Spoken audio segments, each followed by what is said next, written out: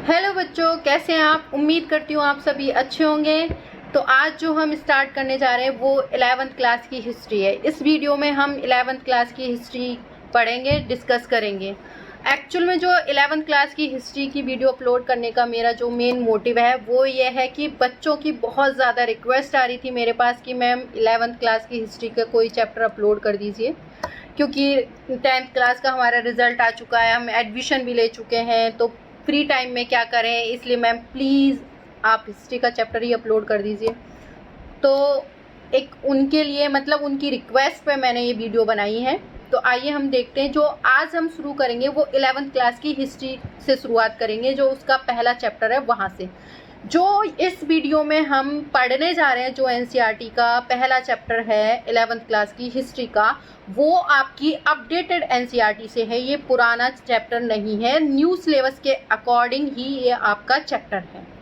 जो आपका पुराना सिलेबस था उसके अकॉर्डिंग आपका जो पहला चैप्टर था वो था आपकी समय की शुरुआत, जिसमें आप मनुष्य के बारे में पढ़ते कि मतलब उसका डेवलपमेंट कैसे हुआ, कैसे मतलब जो पहले शुरुआत में जो मानव था वो एक बानर का रूप था, मतलब एक तरह से बंदर था, मतलब कैसे उसने अपना ग्रोथ किया, कैसे कैसे उसने उसकी चीज़ें मतलब डेवलपमेंट की तरफ गई, और फिर लास्ट में जाके वो आज का मनुष्य जिसे हम क्या कहते हैं होमो सेपियंस बना। तो ये पूरा चैप्टर था, फर्स्ट जो चैप्टर था वो ये चैप्टर था, और इसमें मनुष्य की डेवलपमेंट तक मतलब जहाँ तक वो स्थायी जीवन मतलब एक घर बना कर रहने लगा, मतलब एक सोसाइटी में रहने लगा, एक समाज में रहने लगा, वहाँ तक का उस चैप्टर में था। वो स्टोरी हम पढ़ते हैं। तो पहले चैप्टर में ये था, लेकिन उस चैप्टर को एनसीईआरटी ने डिलीट कर दिया। एक तरह से सीबीएसई बोर्ड ने उसको डिलीट कर दिया, और सीबीएसई हमेशा एनसीईआरटी को फॉलो करती है, जो एनसीईआरटी सीबीएसई को फॉलो करती है। तो इसीलिए जो एनसीईआरटी अभी हमारी अपडेटेड आई है उसमें से वो चैप्टर खत्म है बिल्कुल, वो अब आपको पढ़ना ही नहीं है। अब नए सिलेबस के अनुसार आपका जो पहला चैप्टर है वो है लेखन कला और शहरी जीवन। तो हम इसके बारे में पढ़ेंगे। अब जो आप एक पार्ट देखोगे ना कि जो पहला चैप्टर, देखो हर चैप्टर एक दूसरे से कनेक्टेड होते हैं। हाँ, हालांकि वो चैप्टर डिलीट कर दिया, लेकिन मतलब कुछ मेरे अकॉर्डिंग तो कुछ तो रखना चाहिए था, जिससे हमें मनुष्य के बारे में थोड़ा हमें पता चले कि मतलब उसने कैसे डेवलपमेंट किया। ये वो तो चलो मेरा अपना पर्सनल व्यू है, सबका अपना अपना होता है, लेकिन कुछ मतलब उस चैप्टर में ये स्टोरी कहीं ना कहीं हम कनेक्ट करेंगे। उसके बाद की स्टोरी शुरुआत होती है कि जब मनुष्य ने एक सोसाइटी में रहने लगा तो फिर कैसे मतलब वो चीज़ें और जो एक सभ्यताएं हैं उनके बारे में पढ़ेंगे कि कैसे वहाँ पे लेखन कला, शहरी लाइफ कैसे डेवलप हुई, कैसी थी उस टाइम की शहरी लाइफ। ये सारा कुछ हम इस चैप्टर में पढ़ने वाले हैं। तो हम जो पढ़ेंगे सबसे पहली सभ्यता है उसके बारे में पढ़ेंगे कि जो सबसे पहले जो लेखन कला की शुरुआत कहाँ हुई, कौन सी सभ्यता में हुई, मतलब कौन सा शहर था, ये सारा कुछ हम इसमें पढ़ेंगे। ठीक है। तो देखो, मैं ये पूरा चैप्टर पढ़ाने से पहले आपको एक कह सकते हैं कि मतलब हम यहाँ जो 4 सभ्यताएं हैं उनके बारे में डीपली पढ़ेंगे। एक्चुअल में क्या था कि पूरे विश्व में उस टाइम की बात करें कि मतलब जिस टाइम की ये बात हो रही है कि जो 6000 और 8000 से पहले की साल पहले की, तो कुछ जो सभ्यताएं जो डेवलप्ड हुई थी उसमें 4 मोस्ट इम्पोर्टेंट आपकी जो है सभ्यताएं थी, जहाँ हम कह सकते हैं कि वो सिविलाइज थी। सिविलाइज मतलब सभ्य थी। सभ्य मतलब उनको मतलब उन्होंने अपनी लैंग्वेज विकसित कर ली थी, भाषा विकसित कर ली थी, अपनी लिपि विकसित कर ली थी, मतलब वो एक तरह से स्थायी लाइफ जीने लगे थे। ये सारी चीज़ें मतलब उनका अपना मतलब वो ट्रेड कर रहे थे, व्यापार कर रहे थे, उनके लिंक थे, इस तरह से मतलब एक सभ्य जो लाइफ है वो जीने लगे थे। तो वो 4 सभ्यताएं थी। एक पहला था आपका जो मिस्र की सभ्यता, जिसे आपका जो मिस्र की सभ्यता जो मिस्र की नील नदी के किनारे थी उसे हम मिस्र की सभ्यता या इजिप्ट की सभ्यता कहते हैं। दूसरी जो हम देखते हैं वो मेसोपोटामिया की सभ्यता है, जो आपकी फरात और जो दजला नदियां हैं उनके आसपास मतलब उनके बीच में विकसित हुई थी ये, जिसे आपको जो ये दोनों नदियां हैं उनके बीच का जो कहते हैं ना उपजाऊ वाला हिस्सा, वहाँ पर ये आपकी कल्चर है या सभ्यता है वो विकसित हुई थी।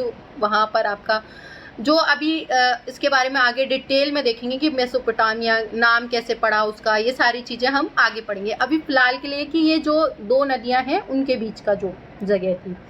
दूसरा आपकी तीसरी है आपकी जो जिसे हम बहुत ज़्यादा फेमिलियर हैं, जो हमने पढ़ा है, अपनी जो आपकी जो सिंधु घाटी सभ्यता है, जिसे हम इंडस वैली सभ्यता कहते हैं, हड़प्पन सभ्यता कहते हैं, जो आपका आज के टाइम में तो ज़्यादातर उसका हिस्सा पाकिस्तान में, लेकिन उस टाइम पाकिस्तान हमारा ही हिस्सा था।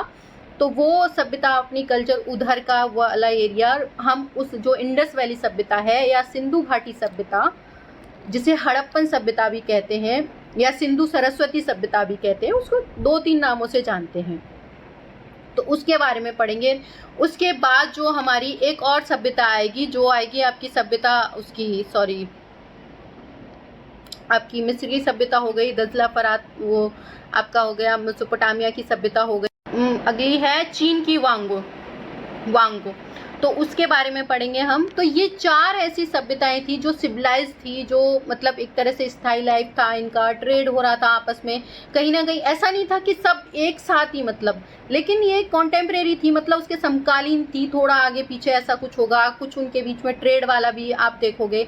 तो ये चारों कल्चर हैं, चारों सभ्यताएं हैं, उनके बारे में हम पढ़ेंगे, ठीक है।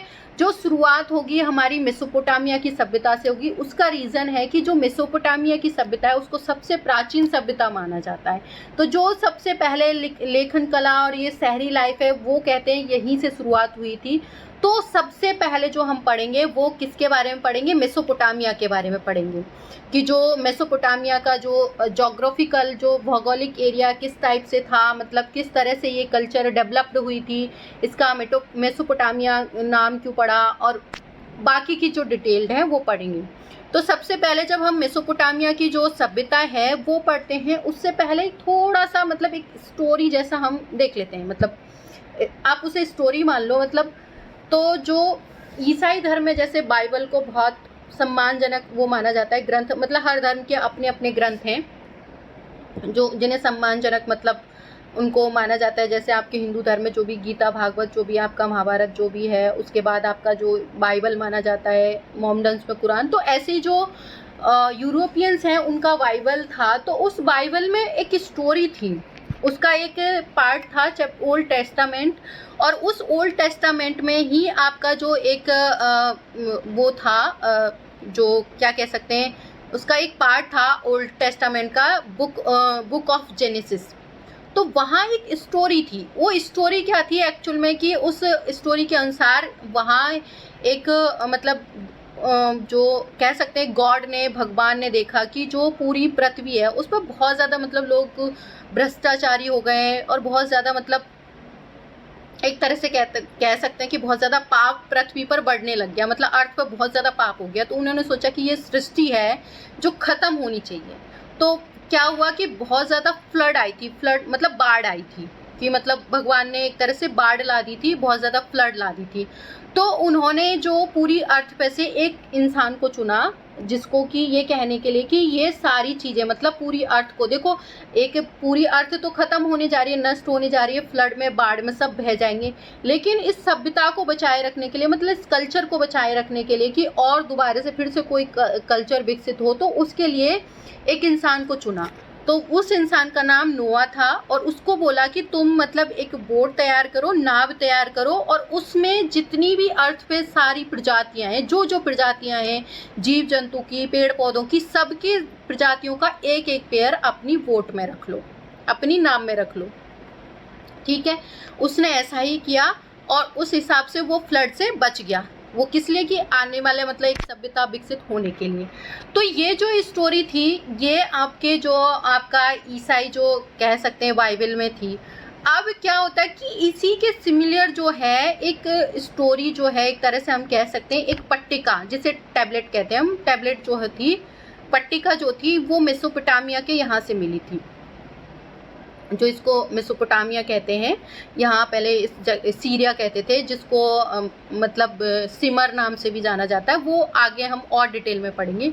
तो वहाँ जो ये काम जो नोहा ने किया था, मतलब जो नोहा ने ये जो काम किया था ना बचाने का उसको, तो मेसोपोटामिया के जो कल्चर है उसके अकॉर्डिंग जो ज़ियासुद्र ने यहाँ पर किया था। कहाँ पर? आपके मेसोपोटामिया में, ठीक है, वही काम। तो जो यूरोपियंस थे उनको ये लगता था कि जो ये मतलब जो मेसोपोटामिया है ये हमारे पूर्वजों की अर्थ है कि मतलब यहाँ हम कह सकते हैं कि हमारे पूर्वजों की जगह है एक तरह से, या पूर्वजों की जन्मभूमि कह सकते हैं, जो इन यहाँ हमारे पूर्वज रहे हैं, मतलब एक तरह से वो मानने लगे। तो यहाँ जो खोजें हुई उनसे उनको लगने लगा कि मतलब यहाँ उनके जो पूर्वज वगैरह रहे होंगे, इस वजह से बहुत ज़्यादा इन्वेंशन होने मतलब खोज होना शुरू हो गई थी। और खुदाई भी कई दशकों तक चली थी, मतलब कई दशकों से भी ज़्यादा, मतलब बहुत लंबा अरसा चला था। जैसे आज तक कहीं और भी मतलब इतनी लंबी टाइम पीरियड तक खुदाई नहीं चली। फिर उस खुदाई में बहुत सारी चीज़ें मिली, जैसे आपके जो भी आपके वस्त्र हो गए, आभूषण हो गए, जो आपके जो ये सारी चीज़ें मतलब एक तरह से कह सकते हैं जो औजार वगैरह हो गए, कब्रें हो गई, आपकी मूर्तियाँ हो गई, इमारतें हो गई, मुद्राएं हो गई आपकी, तो बहुत सारी चीज़ें वहाँ से उनको मिलती चली गई थी। तो ये एक तरह से स्टोरी थी। अब इसी चीज़ को हम देखेंगे कि जो मेसोपोटामिया था वो कैसे, मतलब वो दो नदियों के बीच की जगह थी, वहाँ किस तरफ मतलब लोगों का मतलब किस तरह से रह रहे थे, उनकी लाइफ कैसी थी, ये कल्चर कैसी थी, सभ्यता कैसी थी, किस जगह मतलब आपका जो एरिया था वो कल्टीवेटेड था जहाँ लोग रह रहे थे। तो ये सारी चीज़ें हम अब इस चैप्टर में, और वहाँ पर लेखन कला कैसे विकसित हुई, लोग कैसे लिखने लगे, कैसे वहाँ पर शहरी लाइफ, शहरी जीवन स्टार्ट किया था, मतलब ये सब कुछ आप इस चैप्टर में अभी नेक्स्ट में पढ़ने जा रहे हैं। ये अभी आपका जो था वो एक इंट्रोडक्शन था।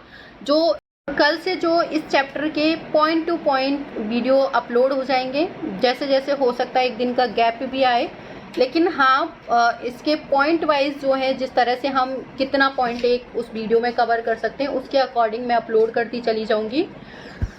कोशिश करूँगी कि आपको लाइन टू लाइन या हर वर्ड समझाने की कोशिश करूँगी। और अगर आपको कोई भी दिक्कत हो, कोई चीज़ समझ में ना आए, तो आप कमेंट करके भी मुझे बता सकते हैं। Thank you so much. Channel को लाइक और सब्सक्राइब करना ना भूलें। लास्ट में बेल आइकन ज़रूर दबा दें। उसकी वजह यह है कि अगर आप बेल आइकन दबा देंगे तो जो मेरी नेक्स्ट वीडियो होगी उसका नोटिफिकेशन आपके पास पहुंच जाएगा। Thank you.